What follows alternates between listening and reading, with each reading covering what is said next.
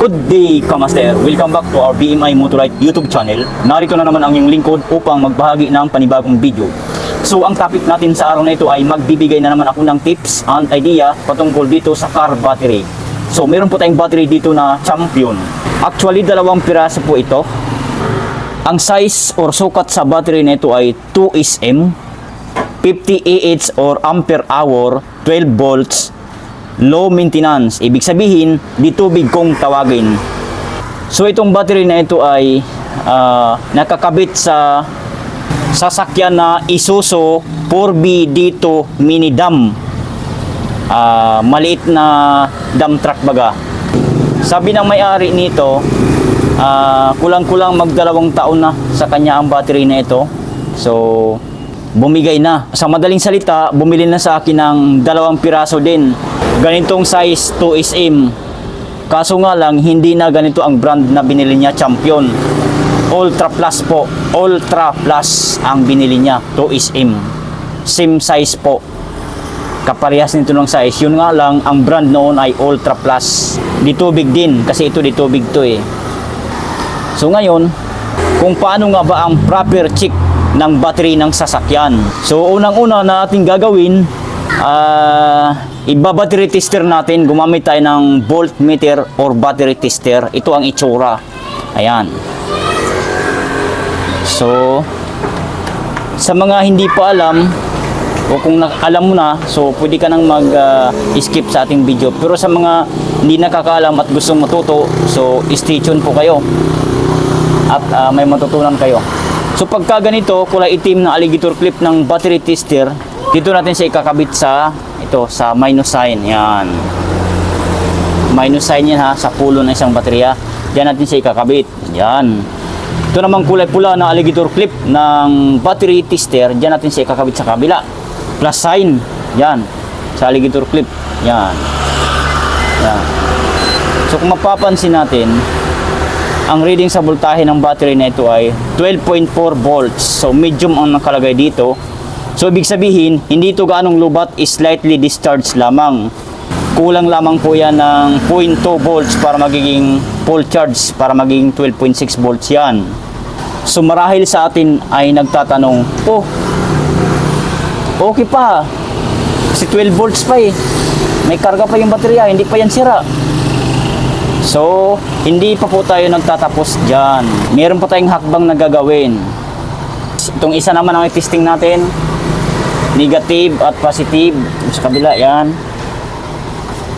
As you can see, Kamaster, kung makikita at mapapansin natin, 12.4 volts pa rin. So, medium pa rin nakalagay dito. So, ibig sabihin, hindi ito gaanong lubat, slightly discharged lamang. Ibig sabihin, may karga pa ito. Oh, sabihin ng iba, okay pa yan, goods pa daw yan kasi 12.4 volts pa eh, mataas pa daw ang voltahe. Hindi po ganoon, hindi pa tayo nagtatapos dyan, may hakbang pa tayong gagawin. Ang susunod na gagawin natin, na sinasabi kong hakbang na gagawin, sisilipin natin yung kanyang tinatawag na CCA. Ano po ba ibig sabihin or ano ang meaning ng CCA na yan? Cold cranking amps or cold cranking amperes ng isang baterya. Bibigyan ko kayo ng pahapyas or pahapyaw na kaalaman. For example, pahapyaw na kaalaman. Yung CCA na yan, yun yung tinatawag na bugso ng kuryente na nanggagaling dito sa baterya na dapat mataas at malakas. Para kapag nakakabit na ito sa ating sasakyan, pag isusi natin, magiging 1 click siya under agad. Kasi mataas dapat ang kanyang CCA na tinatawag. Pero kung mababa ang CCA, pag susi natin sa ating sasakyan, malabo mapa-start yun. Magganon lang, gaganon-ganon lang yon. Hindi siya tutuloy. Kasi nga po, ang baterya, mahina na ang CCA. Kasi kung voltahe ang pag-uusapan natin, hindi po natin basihan ang pagkakaroon ng mataas na voltahe. Kasi po, sa totoo lang, ang voltahe ng baterya, madaya po yan. Kaya hindi po tayo tumitingin dyan sa voltahe na yan. Kahit gaano pa kataas ang voltahe na isang baterya, kapag mababa o mahina naman ang tinatawag na CCA, useless pa rin yun, walang kwenta. So sana maliwanag po yun sa ating lahat. Huwag po tayong malilito ha. So ngayon, sisilipin na nga natin yung tinatawag na CCE at saka yung healthy. So gamit itong ating battery analyzer. Ito po ang itsura. Ayan, sa mga nagtatanong kung saan ito mabibili, marami po ito sa online, sa Lazada, Shopee, TikTok, meron ito. So ngayon, paano ito gamitin? So tuturo ko sa inyo. Unang-una, itong kulay pula na alligator clip ng battery analyzer, dito natin siya ikakabit sa plus sign dyan. Ayan, pansinin nyo. Yan, plus sign yan ha. Yan, sa isang baterya. Yan, plus sign yan. Then, itong kulay itim naman na alligator clip ng battery analyzer, dyan natin siya ikakabit sa doon sa kabila, sa minus sign. Yan, pansin nyo, minus sign yan. Ano po ba ibig sabihin sign yan? Ano po ba ibig sabihin ng minus sign? Ibig sabihin, negative polarity ito ng isang battery. So, dyan natin ito kakabit. Yan. Di ba? So, as you can see, kamaster, kung makikita at mapapansin natin, lang ha. Hindi nga accurate ang bawat tester kasi dito 12.6 volts, 12.61 volts. So, full charge. So, sasabihin na naman natin, isa sa atin dyan, sasabihin na naman, oh, malakas pa, 12.6 volts pa. So, titingnan natin kung totoo nga ba na mataas ang voltahe niya, kung good pa, kasi standard na talaga yan eh, full charge pa yan eh, kung tutusin, di ba? 12.6. So, ngayon, tester natin, battery test, at regular flooded, then CCA, then nakasit up na siya dito ng 70E ampere po yan. So mali po yan, kailangan natin siyang i-adjust dito lang sa baba. Babawasan natin siya ng gawin nating 50 AH ampere. Kasi po itong battery nating tinitester ngayon, tinitesting ay 2SM lamang po, 50 AH or ampere hour lamang ito. So sana maliwanag po. So ngayon naka-set up na po yan ng sa 50 amperes. So i-okay na natin para magti-testing. So ayan, nagti-testing na nga.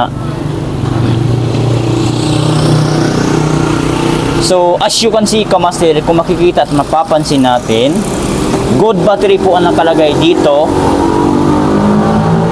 Pero titigan nyo ng husto ang kanyang tinatawag na CCE, 290 CCE na lamang po. Di ba? So hindi na po talaga mapa-start ang sasakyan nito kapag ka diesel engine, diesel baga ang gasolina. Pero kung sa mga gasoline engine, kayang-kaya pa po mapa-start nito. Kasi 200 pa mahigit eh. 10 na lang para mag 300 CCA. Kasi kapag ka diesel engine, malabo na.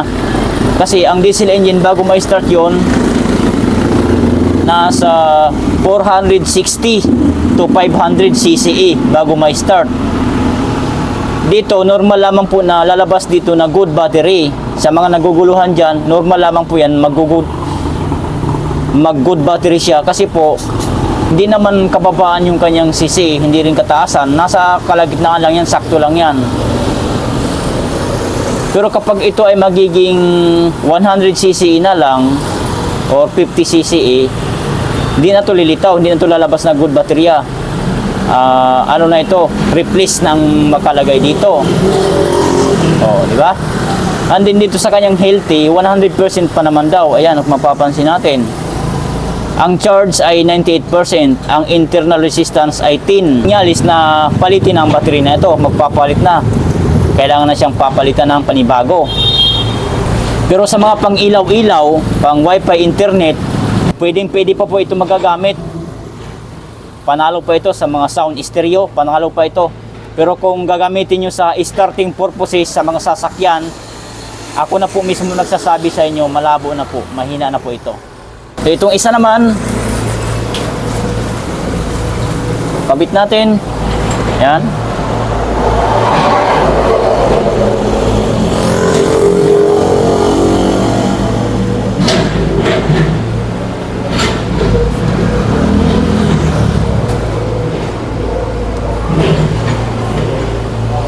So hindi siya mag-accurate.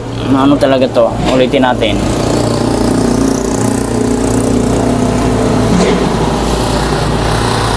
.36 volts kasi nakalagay dito eh.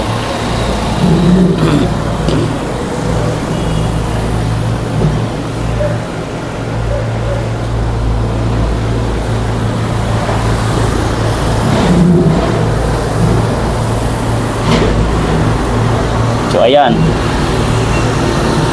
So kita nyo na ang reading sa voltahe ng battery na ito ay 12.6 pa rin. So pare-parehas dito sa isa. Then testing natin ang CCA, silipin din natin. 50 ampere yung testing natin.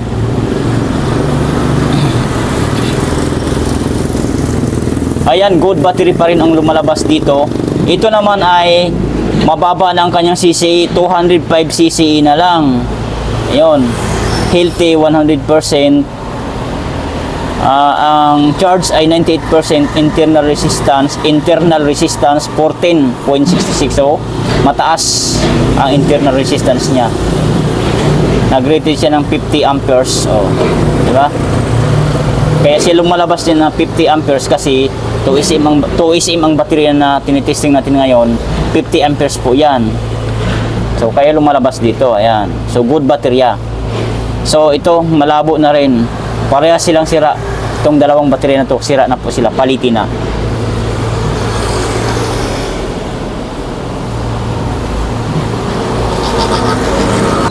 So ang iba dyan sinasabi, iloload twist mo para mapatunayan mo na sira na yung mga baterya na yan. Sige, gawin natin ang gusto nyo. Iloload test natin. Kumuha tayo ng battery load tester. So ito po ang itsura ng battery load tester. Are, yan. So gagawin natin para katunayan na sira na talaga tong battery na to. So itong isa unahin natin. Kakabit lamang natin siya dito sa negative. Yan. Isa naman dito sa positive. Yan. So yan. So ito DC, direct current amperes ang ibig sabihin yan. Dito sa kabila ay DC volts, ibig sabihin direct current volts. Voltahe ng baterya, voltage baga. So ngayon, itong araw ng isang direct current amperes, dapat ipapalo natin siya sa 200 amperes. Yan. Then dito naman sa direct current volts, itong araw na ito, kapag ka mananatili ito dito sa 12 volts o di kaya sa 11 volts, ibig sabihin good ang battery natin i-testing natin. Okay pa, goods na goods pa. Pero kung itong araw na ito ay bumabagsak dito sa 10 volts, 9 volts, 8 volts, so on, pababa, ibig sabihin replace. Kasi po kung mapapansin natin, replace po ang nakalagay dito. Ayan, no? Kulay pula. So titigan nyo ng husto. Ilo-load test ko na, ikutin ko na itong switch load on off. Ayan. Tigan yung husto, ha. Pansinin nyo. Ayan, ayan, diba? Umaaso yung apoy doon, no? Umaaso doon, no?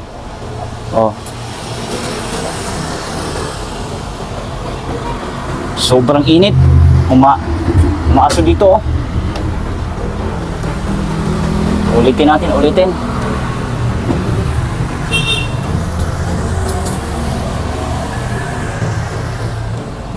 Load test natin ulit. Ayan.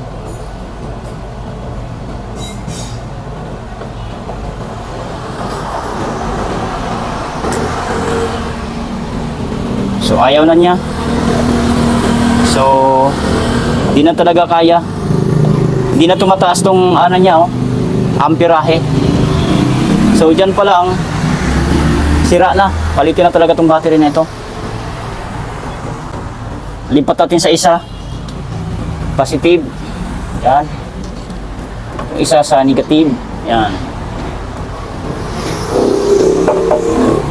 Then load test natin.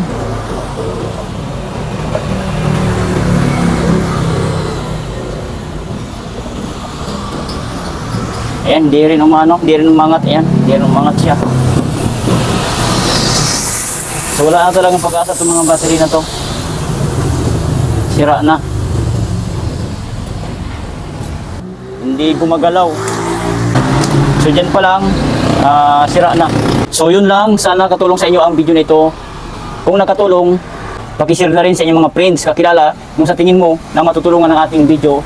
And huwag kalimutan mag-subscribe sa ating YouTube channel, Be My Motolite, para ma-notify kayo ni YouTube kapag may new videos akong ina-upload. Bye!